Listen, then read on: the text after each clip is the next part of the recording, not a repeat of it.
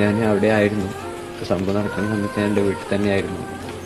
രാവിലെ ഞങ്ങൾ ഗ്രൂപ്പുകളിലും മറ്റും എനിക്ക് രാവിലെ ഒരുപാട് കോളുകൾ വന്നിരുന്നു. നാട്ടിലുള്ളവരും കുട്ടികൾ രക്ഷിതാക്കളും ഒക്കെ ആയിട്ട് ഞങ്ങൾ അവിടെ ഉണ്ടോ അത് എവിടെയാണെന്ന് അറിയാൻ വേണ്ടി ഒരുപാട് കോൾ വന്നിരുന്നു. അന്ന് പുലർച്ചെ തൊട്ട് പലരെയും വിളിക്കാൻ തുടങ്ങിയതാണ്. പലരും സ്വിച്ച് ഓഫ്, പലരും പരിധിക്ക് പുറത്ത്, കുറച്ച് പേര് മാത്രം സേഫാണ് സാറേ എന്ന് പറഞ്ഞ് വിളിച്ച് പറഞ്ഞു. അന്ന് രാവിലെ തൊട്ട് ഞങ്ങൾ പല സ്ഥലങ്ങളിലായിട്ട് കുട്ടികളെ തെരഞ്ഞുകൊണ്ടിരിക്കുക. എന്തോ ഞങ്ങൾക്ക് അത്രയും പ്രിയപ്പെട്ടൊരു സ്ഥലമായിരുന്നു. അത്രയും വയനാട് തന്നെ ഏറ്റവും ഒരുപക്ഷെ ഇന്ത്യയിൽ തന്നെ ഏറ്റവും ഭംഗിയുള്ളൊരു സ്ഥലമായിരുന്നു അത്. അവിടുത്തെ ജനങ്ങളെല്ലാം അത്രയും നിഷ്കളങ്കരായിരുന്നു സാർ. അവിടുത്തെ കുട്ടികൾ അത്രയും സ്നേഹനിധികളായ കുട്ടികളായിരുന്നു. ഒരുപക്ഷെ ഇങ്ങനെ മൊത്തത്തിൽ തുടച്ചു നീക്കാനാണ് അത് അങ്ങനെ ആക്കിയത് എന്ന് അറിയാം.